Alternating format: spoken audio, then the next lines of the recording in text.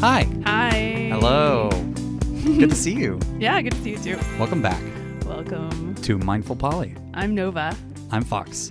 And this time we're going to be talking about AroAce, or aromantic / asexuality. This is our gender and sexuality series. Yeah, and I think it's going to be important on this series as we talk about different genders and different sexualities to ideally bring in guests who have experience with it, because we can only guess at what it might be like. Right. If that's not our experience, we won't speak to it. Right. Which is why we're starting with AroAce, because I identify somewhere on the AroAce spectrum. Mm-hmm.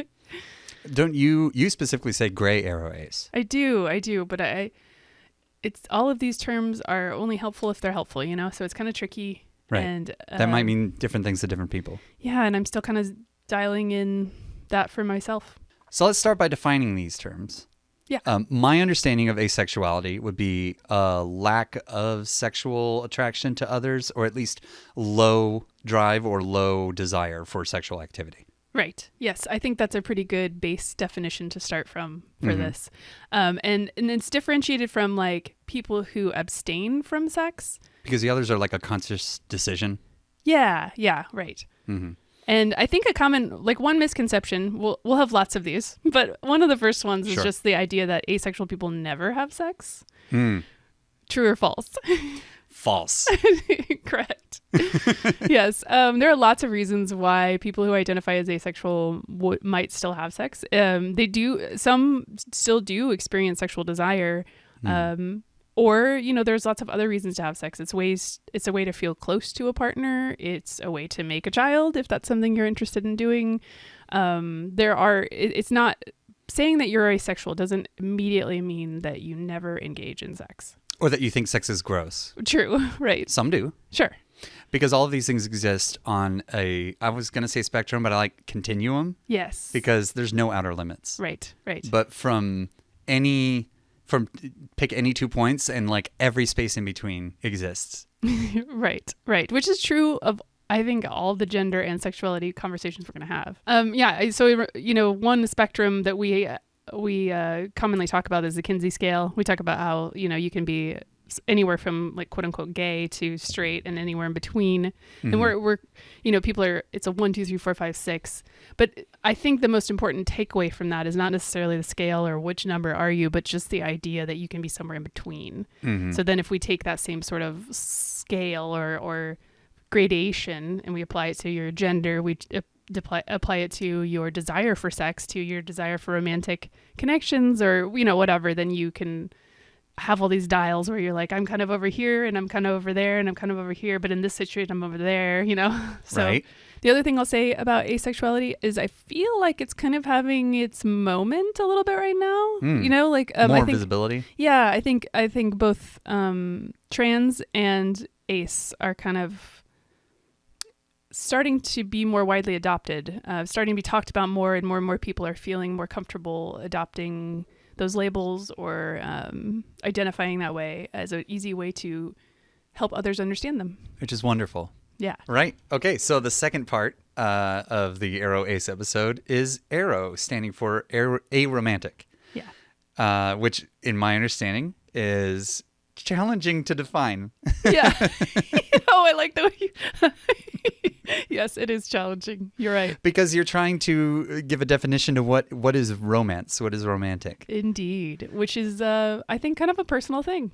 Even sex can be a lot of different things to different people, but romantic, that word can be even more things. It's so nebulous. Yes. And it's so highly individualized to the person, their understanding, their definition of it.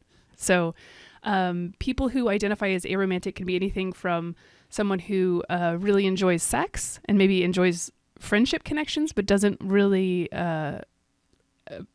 connect with some of the things that we identify as romantic. So maybe like holding hands or writing love letters, or they don't hold the same importance. Yeah, it's kind of like they could maybe go through the motions of that, but not really feel that kind of the romantic-y feelings that other people associate with those kinds of activities. And there are other people on the other side of things where, if they're also asexual, so it might be aromantic, so people might think, oh, that means like you never experienced love or you don't care deeply about people. And that's also not true. Right. An aromantic person can still experience love and still share those kinds of connections. Grow It's just strong bonds. yeah, it's just a different, like they could feel really strongly and deeply love their friends, but not really want to cuddle with them or not really want to hold hands or kiss or do romantic gestures or, any of those things that are hallmarks of romance. Or they just wouldn't need those gestures in order to feel that kind of connection with somebody. Sure. Yeah. That's the other side of it. Mm-hmm. Yeah. That's another spectrum, is all the way from like lack of desiring it to a lack of expecting it. Yeah. It kind of feels like what you're saying. Yeah. Mm-hmm. Right. Like most people would be like, well, I'm doing these things for you because I want to show you that I love you or that I care or you're important to me. And they may have a completely different definition for what it takes for that feeling to come across. Yeah. Like, you don't actually need to do those things for me. I didn't ask for them. Right. And that's where I think it can be really interesting for Aro and Ace people in relationships, because they might define a relationship a particular way, and the other person in that partnership or relationship may think differently or have a different label for what the two of them share. And that's okay, because that's just, I personally have had people that I considered partners that would have probably just called me a friend as far as what word they would use. And I would consider them a partner because of how much I prioritize them in my life. So yeah, let's talk about the other versions of that. So alloromantic and allosexual would be someone who does experience those things. Right. Which I would would be you, say right? That would be me. Yes. Yeah. I identify as both. Which just means that I do have those things. I don't know if you could say very much more or less than your average person, because it's not like a hyper focus on them. But they are part of my... that might be the other end, is like hypersexual. Right? Or hyper romantic. Yeah. I don't know. That might exist. I'm sure some people identify as that. Like, oh, I'm very, very, very much this. Yeah. To an extreme. Absolutely. I would say my experience is more like middle road. Yeah. One of the ways I would like to explore, since we're doing this topic with a person that has who identifies as this label, is kind of telling, I don't know if this is the formula we'll use for all of our episodes, but kind of hearing a story of like, how did you arrive at this label? Yeah, I want to know how you got to this space. How did you learn this about yourself? Okay, so I think for a lot of people, I would imagine this is true for a lot of people with whatever their label is, that once they've found it and then they look back on their past, they're like, oh, yep, okay. So, I mean, I will tell you the story of my first ever boyfriend, which was in 7th grade. So I crushed on him, and I don't remember who wrote who a note. One of us wrote a note to the other asking them out. They replied by note saying yes. So we were technically dating, and we avoided each other at every possible chance for the next week until I think it was him that wrote me a note and was like, we probably should break up. And I was like, yeah. Wow. And that was my first romantic experience. What so do you remember what it felt like, why you felt like that feeling was called a crush? I now would describe what I probably felt was that I thought they were aesthetically pleasing. I thought they were, cute to look at, and they seemed like a nice person. Yeah. And that was it. And I was like, that must be what I'm feeling. And I think I had a good idea of that. Yeah. What I didn't understand is that for other people, those feelings also came with a desire for closeness and a desire to share certain activities that I didn't want to do. Wow. Okay. So I feel like your friends, maybe they were excited for you. That's an exciting thing for a adolescent. Yes. But then if you had told them, you're like, oh yeah. And he said yes. And they're like, well, what are you going to do? And you're like, I don't want to do anything. I hope I never see him again.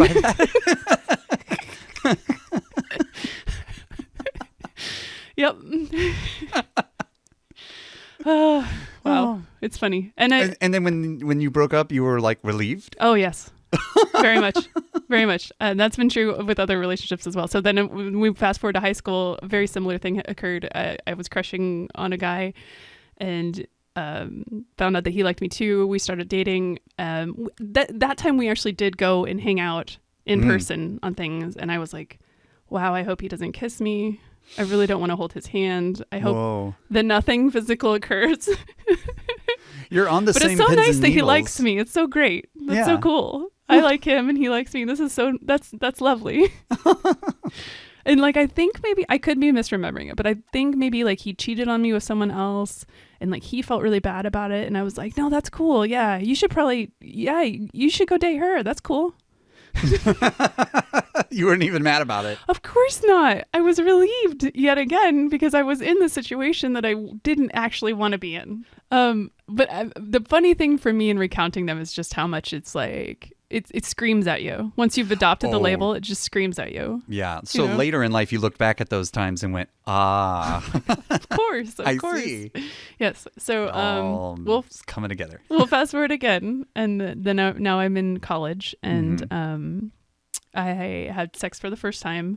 And I with a partner that I did actually want to. So it was the first time I felt I had a partner that I did want to kiss and I did want to hold hands with and I did want to have sex with, and we did, and it was great, and I was excited. I'm so glad it was a positive experience. So then I was like, yeah, let's get married, which we did. So no, actually, he was the one that wanted to, but yes. And also I just thought, well, this is what you do. I spent that many years, and this is the first time I've ever wanted this, so this must be my one. It must be the one. It's the one. That's what people mean when they say the one. Yeah.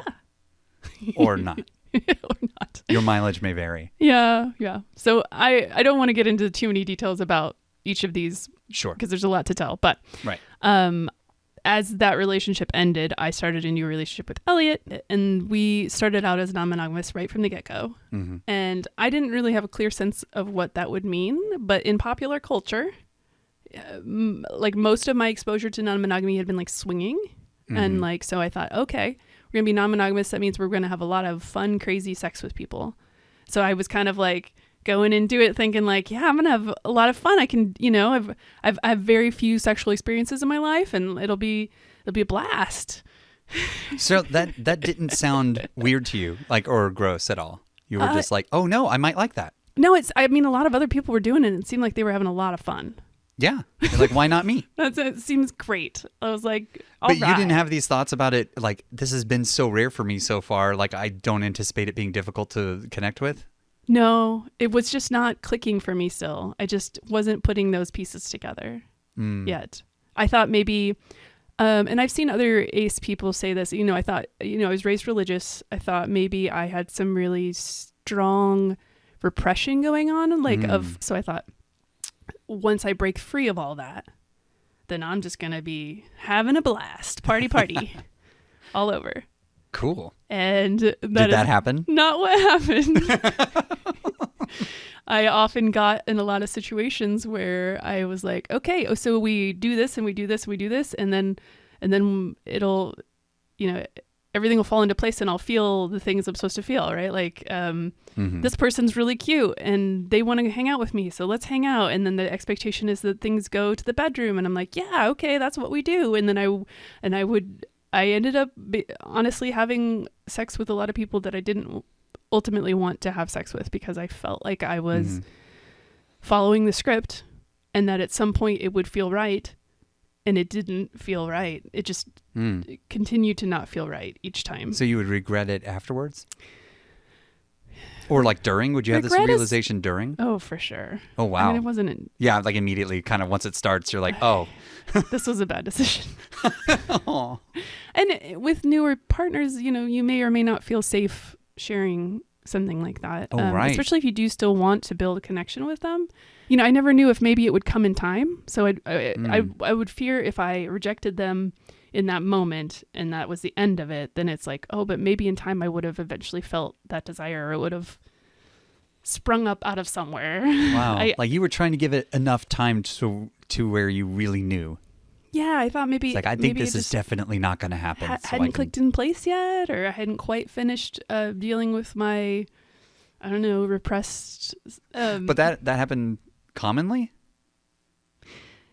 It was very frequent for the other person to feel more than I was feeling. Okay. To want more than I could offer. Right. That is a repeated experience in my relationships of like of all time. That is almost always what occurs. So, I remember you once telling me that it was like that kind of made you a little wary. Like at a certain point, you got to the point where when you were starting new relationships, you were almost like, is this going to be a thing I feel? Like new relationships kind of got scary. Like, right? Yeah. And because I've had some of those other negative experiences, I kind of started giving up on the idea of like, well, but we could still be friends. Let's try friendship, because so many people didn't handle that well. Yeah. They wanted it to be more. Or they'd say, yeah, that's fine. And then they, they'd give me those eyes and I'd be like, oh my God, I'm just going to disappoint you every time we spend time together. You're just going to want things that I can't give you. So it put pressure on you, this unrequitedness that they were feeling. Oh, yeah. Oh, wow. Even if they didn't like verbally pressure you. No, I'm fairly empathetic and I can sense. You would pick up on it. What's in the air. Oh, my. Yeah. Man, that sounds like so at a certain point, though, I have to imagine that it becomes not just an obstacle you have to overcome, or you just like keep looking for the one rare individual of, oh, I do have this with this person, so like let's give this a shot. Or I think a lot of people, before they find labels that work for them, feel broken. Right. So at a certain point, when did you realize that this was normal and it's just a way to understand yourself, and you didn't feel like it was something you lacked or were broken about? I mean, I feel like that was a very recent wow. So you haven't even had a whole lot of experience not feeling broken about it. Yeah. Honestly, I have I got really I really struggled with seeing myself as a heartbreaker because I felt you're just leaving a path of destruction in your wake. That is what it felt like. Yeah. Wow. Because I just couldn't reciprocate with so many there were so many people that I met, and this is something that I thought was really, I've heard other ACE people describe it, and I find it really interesting, which is I kept bringing up how aesthetically pleasing someone is. Like, someone you're like, I do feel like they are attractive. Yes, right. So you might does assume, that mean I am attracted? You might assume that I never experience attraction, never think people are cute, I'm never drawn to people, and that's actually not true. I am, and I do find people like really like hot. I'm like, oh man, that person. But I heard someone describe it this way, and they're like, I find that person hot the same way I find like a really beautifully organized bookshelf hot, that's like got the the color schemes all looking good, or like, ooh, that's beautiful. That painting is really, ooh, wow, that is beautiful. Like it's evocative.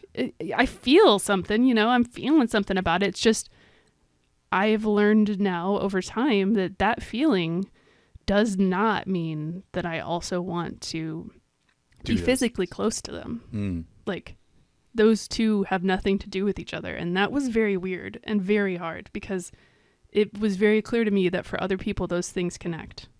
Yes. Oh my gosh. For other people, those things connect in like an unspokenly assumed way that is just like, they can't imagine one without the other. I know. You find me hot, therefore you want me. Yeah. Is the assumption. And it's like, I want to be close to that person. I'd love to keep looking at them. Sure. But I don't. It's like, you are hot. Want them to touch me necessarily. End of sentence. Yeah. So I think to bring this all back to a poly context, which is important, we're not necessarily here just to talk about what it's like to be ace or aro. I think being ace and aro in the poly world can be a blessing and a curse at the same time. Poly feels like a really good match for me as an AroAce person, because it gives me more freedom to express who I want to be in any given connection, and not feel like I'm holding a partner back from finding, if sex is something that's really important to them, then I'm not holding them back from finding that somewhere else if I'm not offering that. Right. So you felt like another instance where you felt relief about it. Yes. Now, the other side of it, where it feels a little bit like a curse in poly, is that I am dating more people and finding more people and making more connections. And it's most, I won't say most, a lot of people who are more allo, or maybe if we're going to say hyper, any of these, do prioritize connections that are romantic or sexual or both. Right. Often over platonic connections. You've had that happen to you before. Right. So I have to kind of accept that for a lot of the connections in my world, we might be mismatched in how much we prioritize that connection. Like I might prioritize it very highly because what we do share is very special to me, and I don't, I of course don't mind it not having those pieces, and I have to accept that for them, missing the romantic connection or missing the sexual connection can be like kind of a deal breaker. It's just, it's not that they don't appreciate me or enjoy spending time with me. It's just that the lack of those things, those things are really important to them, and they want to prioritize and offer time to the people in their lives who are sharing those things with them, which is their right to do. It's just, it can be hard to watch. Right. They've decided that's a need for them, and that's good. Yeah, it's totally fine. It's something that I have to work through and kind of come to terms with, and it's part of me being my authentic self is knowing that that I might be mismatched in the overlap I can offer with a lot of people. So Aro and Ace-ness aren't your whole identity. It's not your whole being. For right? sure. So how does this new adoption of those terms interact with the rest of the way that you understand yourself? Yeah, that part has been really interesting to me, because what I have discovered ultimately is, for me, Ace and Aro, that label, being gray, Ace, Aro, overshadows any other label. Oh, wow. Because, I mean, I could be poly all I want, but I'm not, because it's so rare for me to have sexual and romantic desire for people. I am rarely sharing that kind of connection with more than one person. I can play mono on TV pretty easily through the course of my time being poly. I could fake it. You were functionally mono a lot of that time. Yes, and that's not because I'm not fully embracing the poly label, or I'm like feel like I shouldn't feel that way. It's just that, like, it's so rare for me to find people I want to share that with that I rarely find more than one at the same time. So I've found that, and that also hugely overshadows my pansexuality, because when it comes to non-hetero connections, there's a smaller pool. If you're looking for a non-hetero connection, there's a smaller pool of people who are interested in sharing that with you. Yeah. And so if we take what to me feels like a 1 in a million kind of pool of like people I'm attracted to, and then I have to go fishing in this pool of people who would actually be interested in sharing that with me, and find that one person that I actually would experience that kind of connection with, it feels like it would never happen. And it hasn't happened yet. I've mostly had hetero relationships. So right. I love hearing your perspective and the way you describe these things, because it's so different from mine. Yeah, well, that's part of what we're trying to do, I think, with this kind of series, is share different kinds of voices. Yeah. So as we wrap up the AroAce episode, I think it would be fun, if you want to know more or want to hear another person's experience about this, check out the YouTuber Jaden Animations.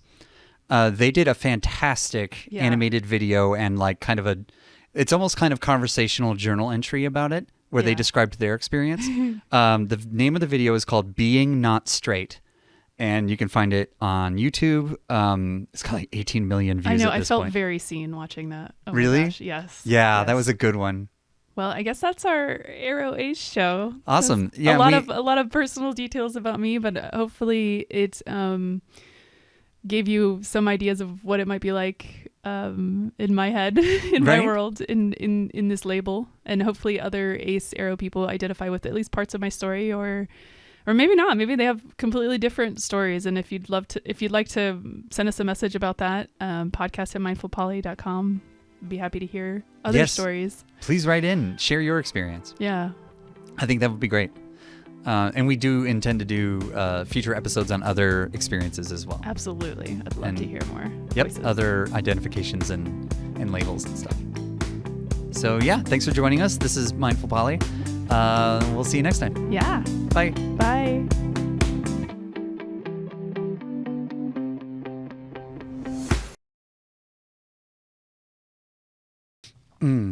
I did some really fun vamping while you were gone. I believe it.